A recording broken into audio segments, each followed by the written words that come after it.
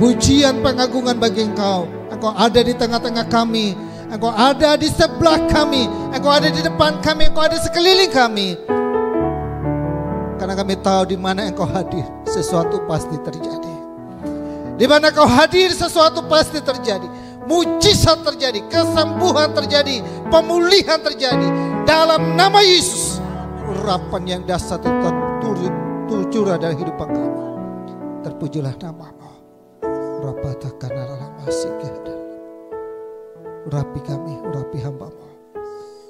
Terpujilah nama Bapa. Siapkan hati kami. Dengar sabda firman-Mu. Berfirmanlah. Kami siap mendengarnya dalam nama Yesus.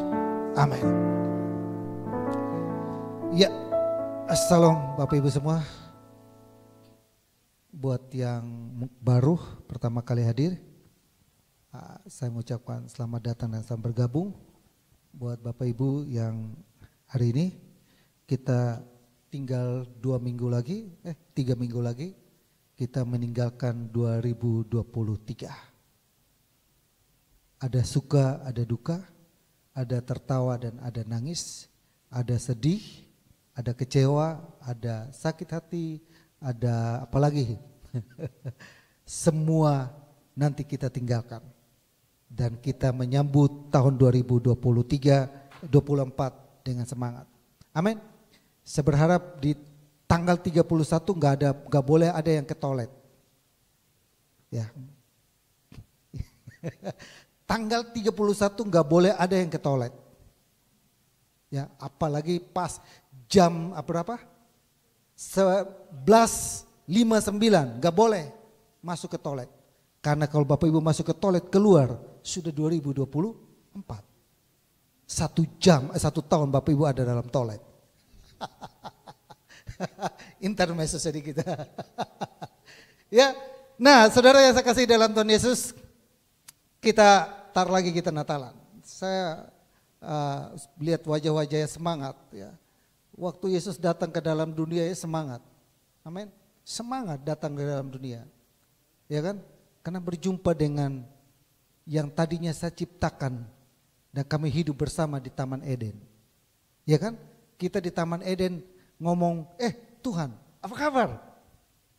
Tiba-tiba karena berbuat dosa, kalau menghadap Tuhan harus sujud sembah dulu. Ada passwordnya lagi, ada apa lagi?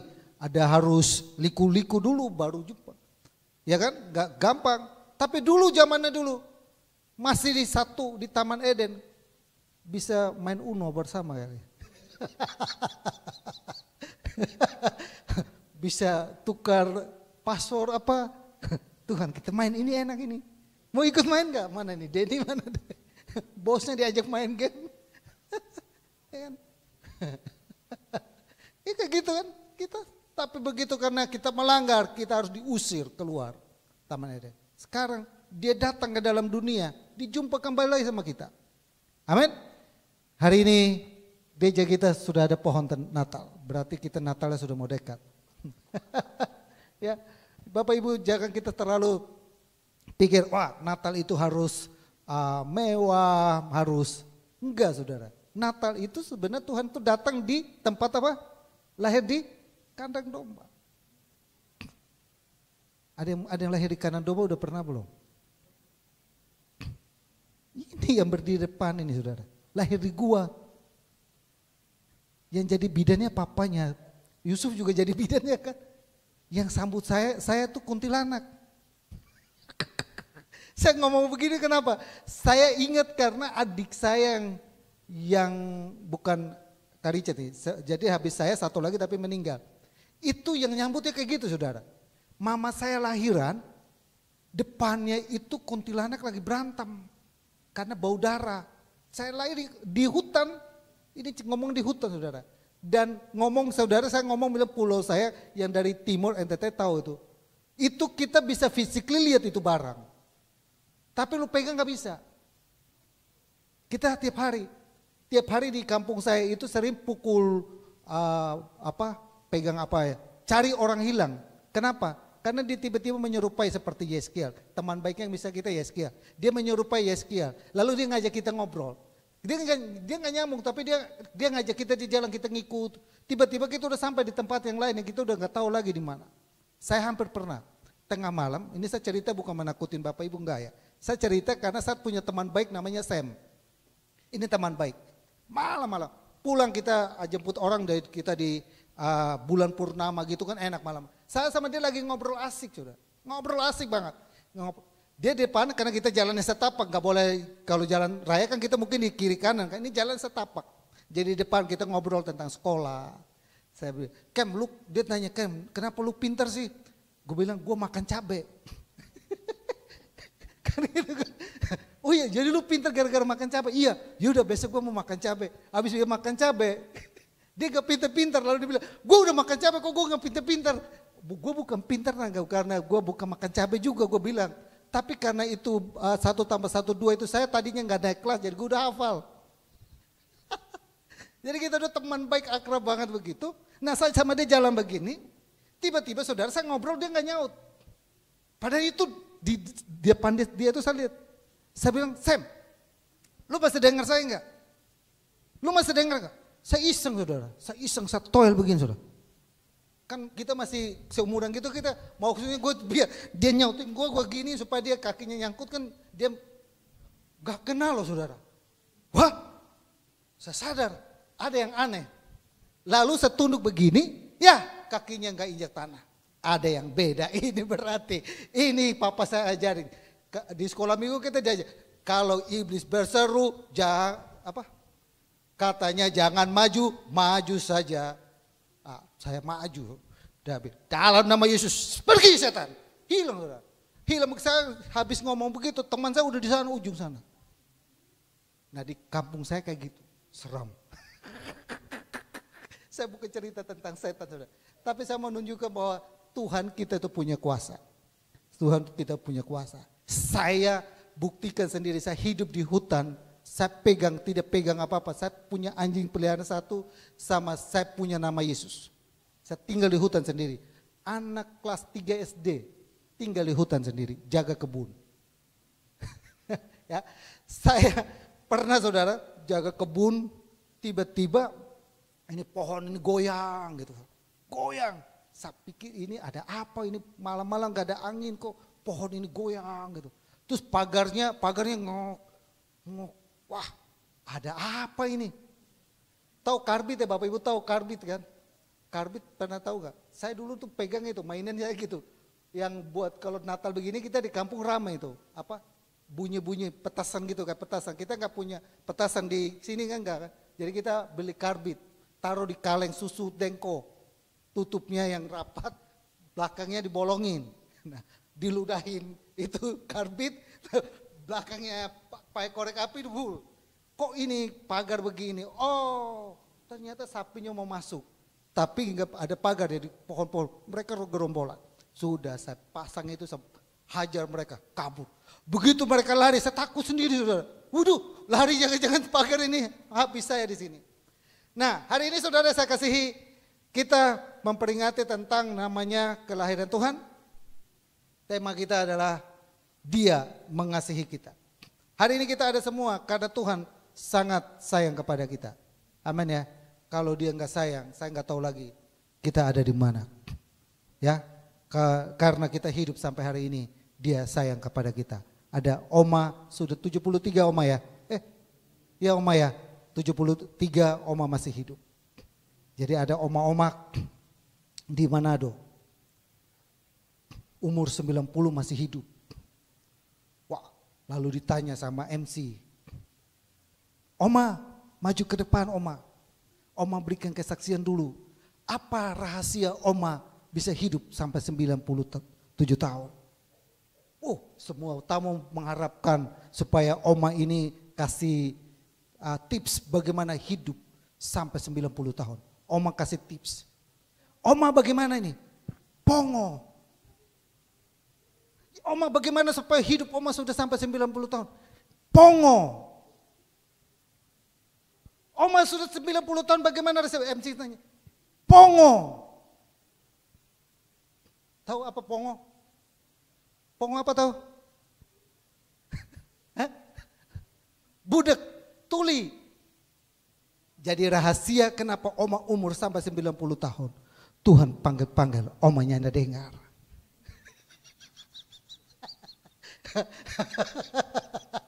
Jadi kita sudah umur 90 tahun, Tuhan panggil-panggil kita tidak dengar.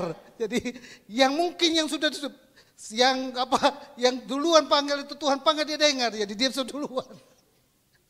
Tuhan panggil Elizabeth, Lukas, mana Lukas datang enggak? Apalagi Samuel, dia sudah dengar duluan, dia pergi duluan. Kita 90, dia panggil-panggil kita pongo, kita jangan dengar. Jadi kita tidak dipanggil sama Tuhan. Ya itu sekedar kita intermezzo sedikit, nggak usah tegang-tegang kita. Oke, kita masuk kepada pemberitaan firman Tuhan kita hari ini. Next, ini saya buat yang mungkin baru datang jadi bisa nyambung. Jadi saya 1 tahun itu saya ingin supaya kita menyambung ceritanya dari awal sampai selesai. Jadi ini to be continue, jangan sampai kita di tengah jalan kita lupa. Nah, tahun ini adalah tahun, belum. Saya sebut sebagai tahun Allah di pihak kita. Ya. Bobby yang tampil dulu. Bobby mana? Ya, saya sebut sebagai tahun Allah di pihak kita. Roma 8 ayat 31 berikutnya. Saya cepat saja supaya kita. Oke, Roma 8 ayat 31 hafal semua ya. 1 tahun saya ngomong ini nih saudara. 1 tahun ini ayat saya suruh kita hafal ini ayat. Amin. Sudah hafal ini ayat. Terus 1 tahun kita sudah ngalami belum? Minggu depan saya minta 3 orang kesaksian tentang ini ayat. Enggak datang semua dan gue disuruh maju. Gue disuruh maju dan besok ada orang waktu Natal begini dia suruh maju. Pendeta bilang begini, yang kesaksian maju. Saudara yang saya kasih dalam tulis, ini yang maju WL. Yang WL maju, dia memberikan kesaksian. Puji Tuhan saudara. Saya ini dulu sakitnya tukang lupa. Saya tukang lupa. Tapi puji Tuhan saudara, setelah mendengar firman Tuhan, saya sekarang sudah sembuh dari lupa. Terima kasih dan saya kembalikan kepada WL. Lupa lagi. Karena dia yang WL. Dia yang WL, dia kesaksian. Saya sudah sembuh, saya akan kembalikan kepada WL. Dia lagi, oh iya, WL-nya saya juga ya. Ya, kita baca. Sebab itu apakah yang dikatakan orang tentang semuanya itu? Jika Allah di pihak kita, siapakah lawan kita? Siapa yang lawan kita? Mana nih Rael? Saya ingat dia karena siapa kita? Dia bilang Indonesia, kita Indonesia. Nah berikutnya saudara, jika Allah di pihak kita siapa yang lawan kita? Nah ini saya bagikan menjadi 4. Nah jadi buat mamanya Rael ya. Yang baru gabung, buat yang baru gabung bisa alurnya bisa nyambung sedikit. Saya udah bahas di Januari sampai di Maret itu Roma 8 ayat 31 sampai 32, bukan 31 ya, 31 sampai 32 itu bicara tentang evaluasi. Kita evaluasi tentang kebaikan Tuhan, kita evaluasi tentang rencana kita evaluasi tentang kemurahan Tuhan. Kita sudah bahas itu. Dan bulan di April sampai Juni Allah yang membenarkan kita. Ada 3 cara Allah membenarkan kita melalui kematian, melalui kelahiran, kematian dan kebangkitan dan kedatangan yang ke-2 kali. Lalu yang ketiga adalah tidak ada yang bisa memisahkan kita. Juli September kita sudah bahas itu dan kita hari ini masuk kepada poin yang keempat. Oktober, November, Desember. Ini bahas di poin yang keempat. Apa itu? Kita lebih dari pemenang. Jadi Natal kita adalah Natal orang yang menang. Jadi nanti ya kita undang datang di Natal, dan yang hadir di Natal, lihat dia pemenang. Amin. Pemenang. Ya gak gampang saudara, orang bisa datang ke gereja kan gak semudah membalik telapak tangan. Ya kan? Lagi enak-enaknya tidur kita tiba-tiba suruh datang Natal. Kalau dia datang, dia hadir di Natal, salam dia, kau pemenang. Amin. Selamat datang pemenang-pemenang. Amin. Pemenang, nanti saya uraikan sedikit. Nah, berikut. Dasar ayatnya di mana lebih dari pemenang. Itu di 3 bulan ini adalah lebih dari pemenang. Berikutnya adalah ini. Roma 8 ayat 37, tetapi dalam semuanya itu kita lebih dari orang-orang yang menang oleh Dia yang telah mengasihi kita. Ini ayat. Saya udah bagi menjadi 3. Tetapi dalam semuanya itu, lalu saya udah bahas kita lebih dari pemenang, dan hari ini saya bahas minggu lalu saya bahas oleh Dia, dan hari ini saya bahas yang telah mengasihi kita. Jadi satu ayat ini saya bagi menjadi tiga minggu. Saya bisa pecahin lagi jadi berapa juga, ayo jadi. Karena ada rumus bagaimana untuk membuat itu menjadi terang benderang. Nah, lalu berikutnya adalah bagaimana. Nah ini, saya udah bahas ini tentang bagaimana kita menjadi orang yang lebih dari pemenang. Yang pertama adalah percaya Yesus, punya keyakinan, belajar, menguasai diri, jangan takut, optimis. Seorang pemenang itu harus punya 6 poin ini harus ada dalam melekat dalam kehidupan. Percaya Yesus, yang kedua harus yakin bisa, jangan sampai nggak bisa. Jangan sampai kita udah rencanakan tapi nggak yakin, ya batalin dulu, yakin bisa. Amin. Ya, berikutnya adalah next. Nah, hari ini kita bahas ada oleh Dia yang telah mengasihi kita, dan minggu lalu saya udah bahas itu, bulan lalu. Berikutnya kesimpulannya nih, oleh Dia yang telah mengasihi kita, dan kita dapat 3 poin ini. Siapa Dia?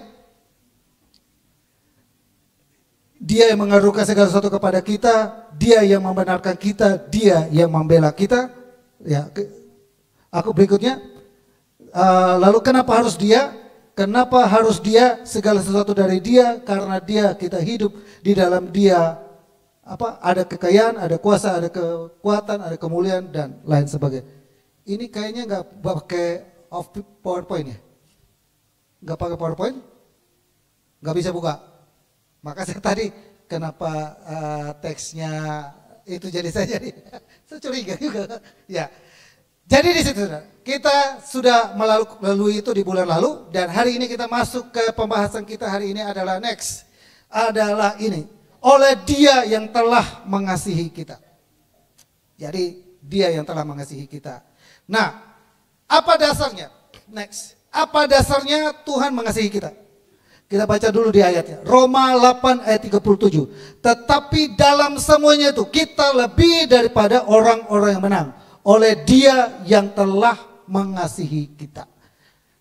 Amin. Ya, berikutnya next. Nah, dasar Allah mengasihi kita itu harus punya dasarnya. Kenapa Allah itu mau mengasihi kita?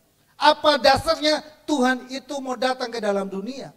Apa dasarnya Tuhan itu mau lahir sebagai seorang bayi? Apa dasarnya Dia sampai mati di atas kayu salib? Apa dasarnya Dia harus sampai bangkit dan menyediakan tempat buat kita? Apa dasarnya Dia sampai menjadi pembela buat kita? Apa dasarnya? Nah, itu harus ada dasarnya. Dia punya alasan tersendiri untuk mengasihi kita. Nah, apa alasannya? Alasan yang pertama adalah nih, di 1 Yohanes pasal yang 4 ayat 7 sampai 8. Saudara-saudara yang kukasihi, marilah, ini sebenarnya teksnya. Marilah gitu. Marilah kita saling mengasihi, sebab kasih itu berasal dari Allah, dan setiap orang mengasihi lahir dari Allah dan mengenal Allah. Barang siapa tidak mengasihi, ia tidak mengenal Allah, sebab Allah adalah, ini dasarnya. Dasarnya kenapa Tuhan itu mau lahir, Tuhan itu mengasihi kita, karena pada dasarnya Tuhan itu kasih. Kasih itu harus punya objek. Ya, kenapa Tuhan itu ciptakan manusia? Karena Dia butuh kasih. Kita juga Dia mau supaya kita mengasihi Dia dan Dia mengasihi kita. Kasih. Kenapa Tuhan itu ciptakan laki-laki dan perempuan? Supaya kita saling mengasihi. Bahkan di sini dijelaskan, marilah kita saling mengasihi sebab kasih itu berasal dari Allah. Jadi kita memadu cinta satu dengan kasih dengan yang lain. Itu karena memang sumbernya dari Tuhan. Kenapa ada cowok tertarik sama cewek? Kenapa ada cewek tertarik sama cowok? Ya kan? Karena pada dasarnya Tuhan ciptakan kita itu saling tertarik. Karena ada dalam dasarnya namanya kasih. Tapi kalau ada cowok tertarik sama cowok bagaimana, Pak? Sekarang dulu ya, Ini ceritanya saya dulu pertama kali tahu Facebook ya. Facebook tahun berapa saya lupa. Kalau kita isi data ya, nama nama jenis nama dan di situ tulis jenis kelaminnya ada pilihan pria dan sekarang beda loh saudara. Coba Bapak Ibu bikin email jenis kelamin ditulis. Ada custom lagi. Pria, wanita, apalagi ada lagi ditulis lagi custom. Suka-suka lu mau pilih apa? Padahal kalau kita pelajari di Alkitab Tuhan hanya ciptakan siapa? Adam dan Hawa. Gak Adam dan custom. Iya dong. Custom nih gue kayaknya perasaan kayaknya gue laki atau cewek ya.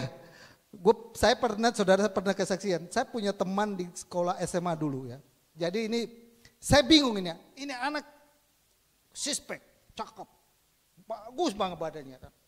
Jadi kita pikir maco gitu kan, keren oh. Satu saat saya nggak curiga, cuma kita di sekolah itu kan ditugasin nyapu halaman. Jadi nyapu halaman, tuh Bapak Ibu bayangkan orang punya badan tegap gitu kan, olahraga gitu kan. Tiba-tiba nyapu halaman, dia untuk nyapu halaman tapi begini. Saya 1 kali, 2, 3 kali gue dari belakang gue tendang. Begitu dia jatuh, nah lu ketahuan. Gue bilang kita ada 5 orang, gue bilang ayo kita garap ini barang. Kita jadiin laki dia, ini laki apa? Jadi saya curiganya di situ saudara. Dia nyapu, kita kan kalau laki nyapu kan gini-gini aja. Ini laku nyapu kok maskulin banget ya. 1 kali 2 kali gue tendang, nah kita garap dia. Kita bawa dia ke hutan, kita bilang, laki lu. Ngomong mesti tegas. Iya, gak boleh ngomong tegas. Saya. Jangan bilang, saya. Gak bisa. Lurus lu. Lu mesti keriting mesti kita bawa ke hutan. Habis istirahat, kita ada 5 orang. Istirahat, bawa dia kita ke hutan. Bawa saudara. Hampir 3 bulan kita latih dia. Ngomong yang benar. Ngomong yang benar, benar-benar dia jadi benar dia. Dia kita gak mau, hampir 3 bulan mulai lurus sedikit. Soalnya ceritanya gini saudara, dia bilang begini, Ken, gue kalau dekat sama si siapa gue deg-degan. Ya, pada teman gue cowok kan kita sama cowok, gue dekat sama dia kok gue jadi deg-degan. Gue bilang ini ada yang gak beres, kita bawa, kita garap. Hampir 1 tahun dia bergaul sama kita, lurus dia. Lurus dia. Jadi kalau di sini ada hubungi Pak Ken. Kita luruskan, nggak boleh saudara ya. Ya apa?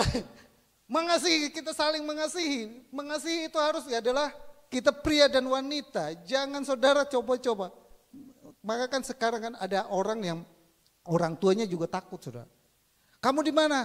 Aku pergi sama teman. Siapa? Kalau zaman dulu aku pergi sama teman saya cewek. Orang tua nggak takut, oh aman anak gua. Sekarang coba saudara, kamu kemana? Sama siapa? Sama teman gua. Siapa? Cewek. Hah? Kalian berdua saja. Orang tua mulai curiga. Kamu sama siapa? Sama teman saya, yang namanya Lukas juga. Sama cowok juga orang tua mulai curiga. Ya kan? Nginep sekamar sesama cowok juga udah mulai curiga nggak? Curiga kita. Iya kan? Padahal kita nggak ngapa-ngapain kan? Tapi sekarang kayak gitu saudara. Kenapa? Karena memang dunianya seperti itu. Ya kan? Bahkan saudara kalau hidup di zamannya Lot, malaikat pun digarap sama dia. Kami nggak mau anak lu keluarin itu orang. Padahal itu malaikat datang kasih tahu ke Lot bahwa Tuhan akan menghukum Sodom dan Gomora gara-gara penyakit LGBT. Ya kan? Penyakit LGBT, Sodom dan Gomora. Tuhan mau hukum. Tapi itu malaikat datang dan mereka mau garap itu malaikat juga. Ya, dasar pertama adalah Allah itu kasih. Dia datang ke dalam dunia karena kasihnya kepada kita. Alkitab bilang gini, karena begitu besar kasih Allah akan dunia ini. Sehingga dia mengaruniakan anaknya yang tunggal. Amin. Kasihnya begitu besar.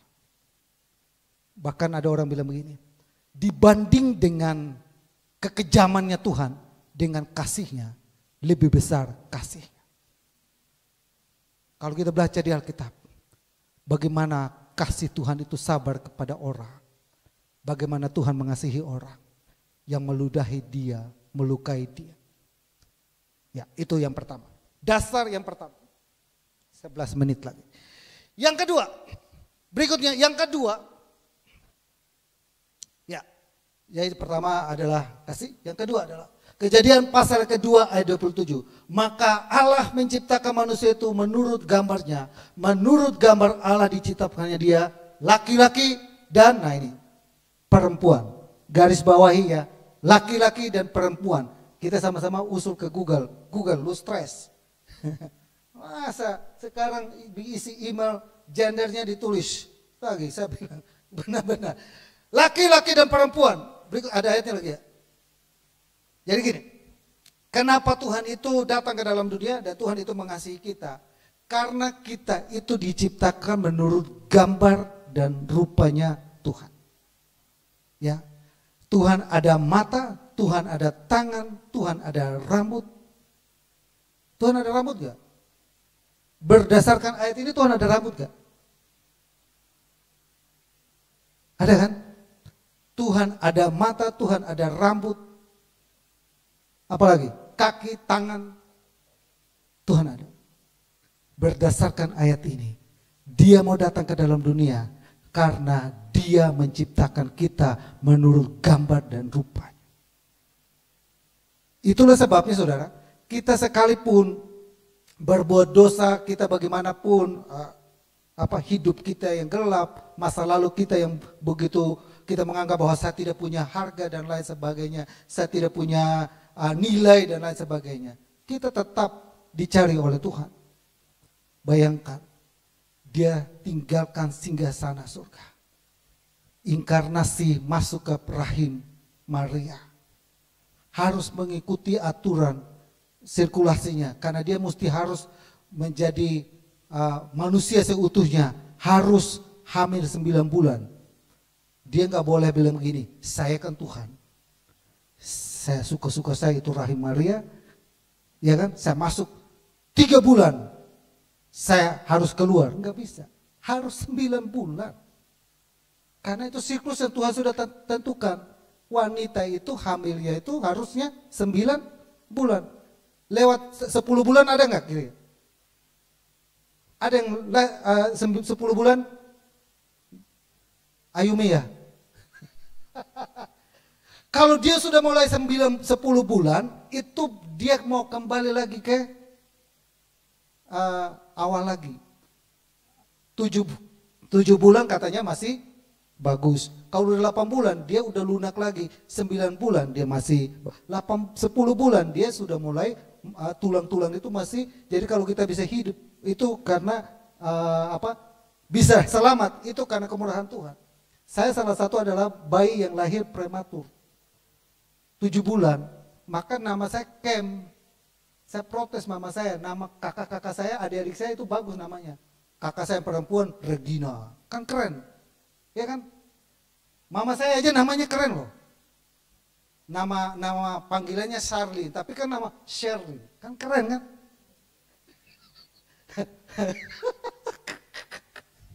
Ya, kakak saya Nelson, kan keren. Johan Masbak, kakak Johan Mesak. Giliran saya sama adik saya nih yang si Richard itu. Saya dikasih nama Kemperta. Saya jadi bahan buliin semua di kampus. Saya kuliah di Surabaya, saya dibully habis-habisan. Saya dibully habis-habisan, sahabat, malu saudara. Dari kampung datang di Jakarta, panggil di situ tulis Kemperta, teman-teman kampus bilang nih, kampret. Kampret mana? Kampret kita kemana? Kampret mana? Telepon gue, zaman dulu kan telepon masuk koin gitu kan, tahu kan? Telepon, mama mau tanya dulu, ini kita malu di sini. Saya kenapa dikasih nama kampret ini? Saya jadi malu. Ini teman-teman pakai baju-baju bagus semua, keren-keren semua. Gue dipanggil kampret, tiap hari gue dijadi kau tidak tahu itu nama paling bagus. Ternyata betul, Kemperta itu kembali pertengahan jalan. tengah jalan. Saudara. Jadi dia brojol, dia hamil tua, dia terhantuk kembali pelayanan, dia terhantuk, dia hamil. Saya pernah kasih lihat istri saya itu, saya lewat gua tempat saya lahir itu. Lalu bawa ke samping situ ada gua di situ. Nah itu saya lahir di situ. Jadi dikasih nama Kemperta, kembali pertengahan jalan. Kau tahu tidak, Tuhan Yesus pun lahir di pertengahan jalan. Oh, ya boleh juga lah. Iya dong. Ya, Tuhan Yesus lahir di pertengahan jalan enggak? Jadi Tuhan Yesus juga namanya Kemperta.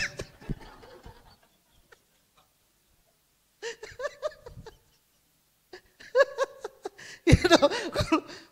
Untung sudah dibuatkan Alkitab, ya kan? Kamu akan mengandung dan melahirkan dan kau akan menamakan dia Immanuel. Ya kan? Yang kan jadi Maria gak bilang ini, gak mau Yusuf, bagaimana ini? Kasih nama Kemperta kan?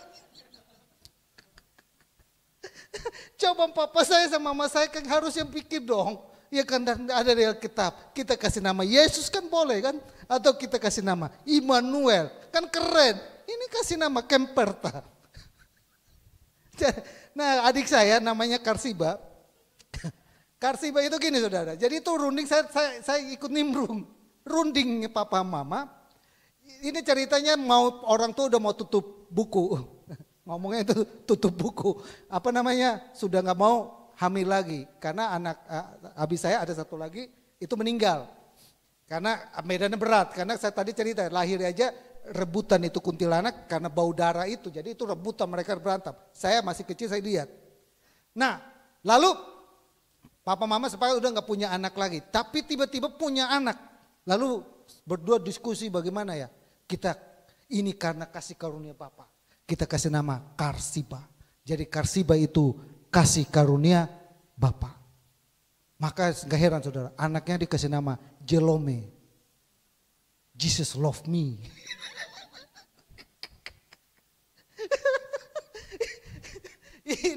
ini cocokologi ya. Zaman dulu sudah muncul ya cocokologi ya. Orang tua zaman dulu mereka gak tahu ilmu cocokologi sudah muncul dari papa saya. Nah, jadi saya mulai bangga papa mama bilang begini, kau harus tahu itu bahwa Yesus lahir pun di tengah jalan. Jadi kau banggalah dengan nama itu.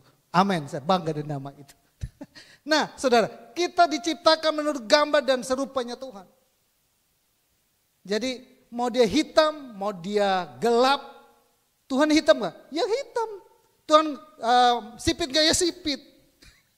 Jadi Tuhan kribo enggak? Kribo. Ya, nanti Bapak Ibu pulang nih semua. Oh Tuhan mirip saya ya. Jadi saya kalau keriting juga Tuhan juga keriting. Bukan gitu. Ini kita mulai muncul wajah sipit, siput, apalagi keriting itu karena pertama manusia itu tidak seperti itu.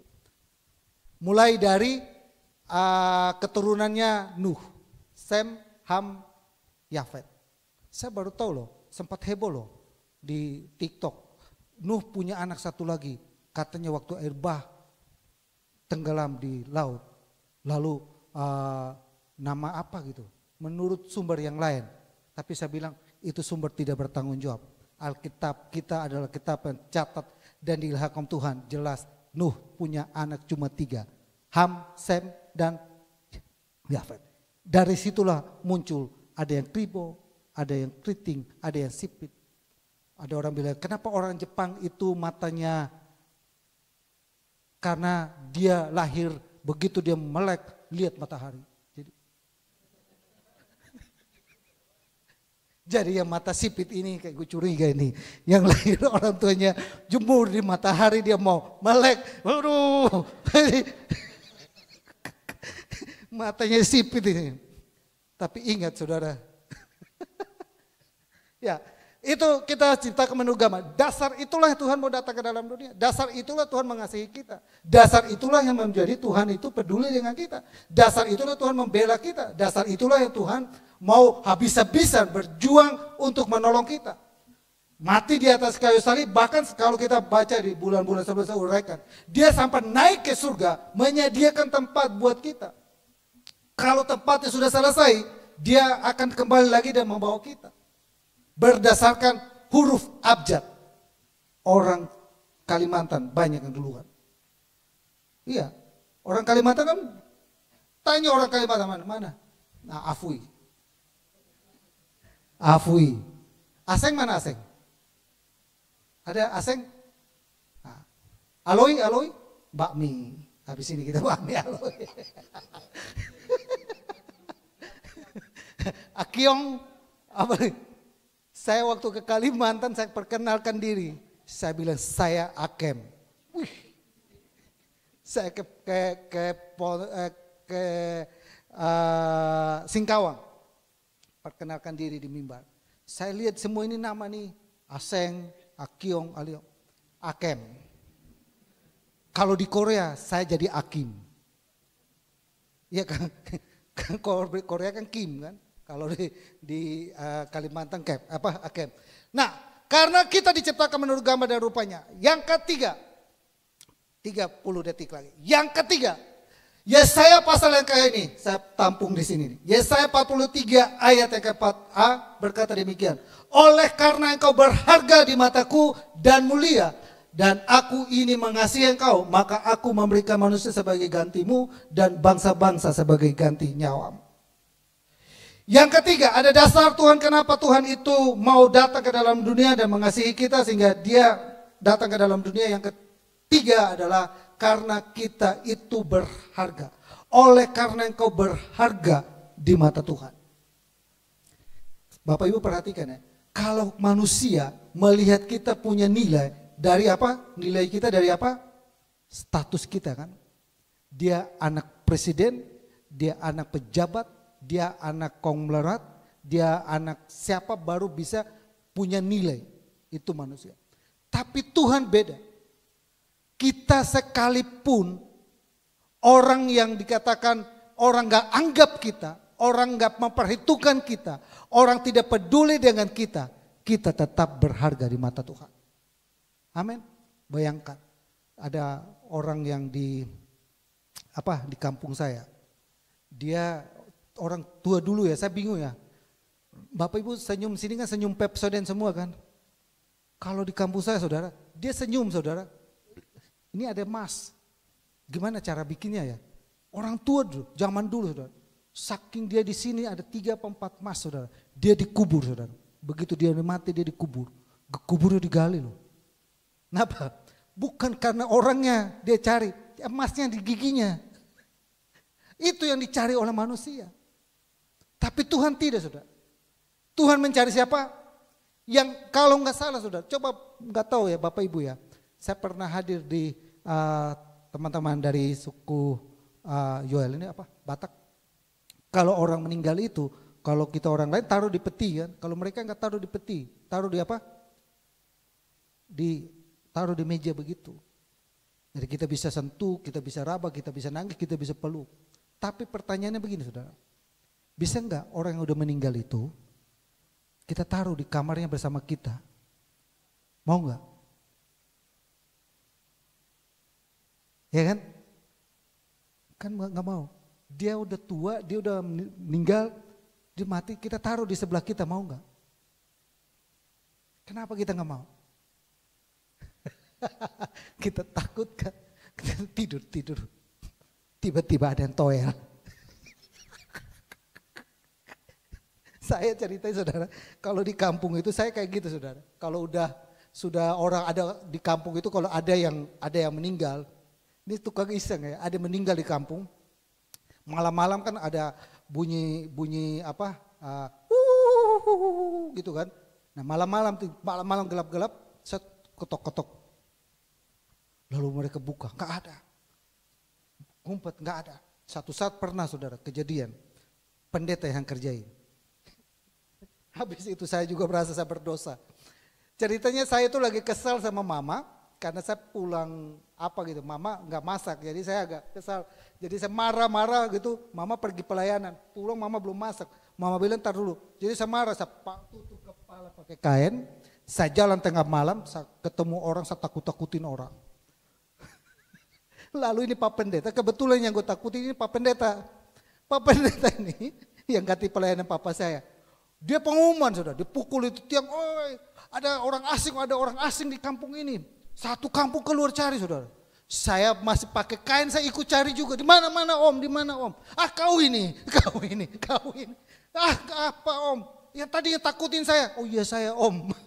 Padahal udah satu kampus sudah keluar semua. Untuk nyari orang itu pada saya sendiri. Nah saudara saya kasih dalam Tuhan Yesus. Kita berharga di mata Tuhan.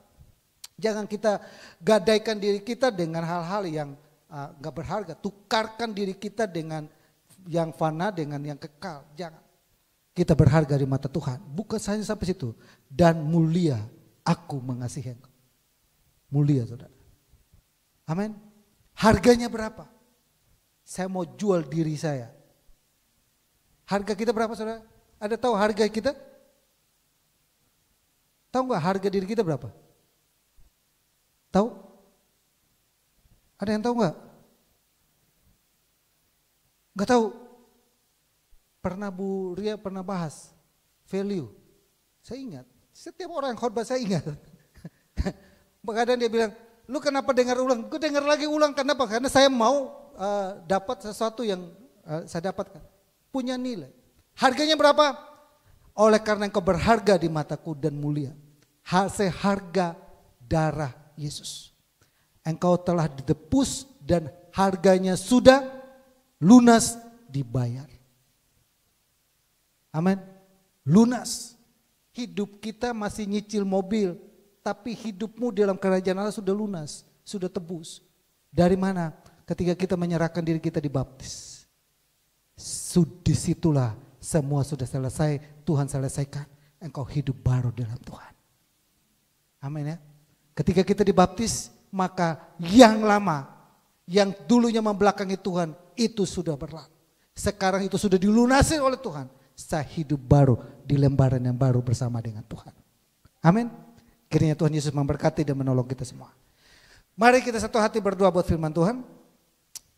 Bapa kami dalam surga, dalam nama Tuhan Yesus, bersyukur, berterima kasih Tuhan begitu baik kepada kami. Terima kasih buat firman-Mu, terima kasih.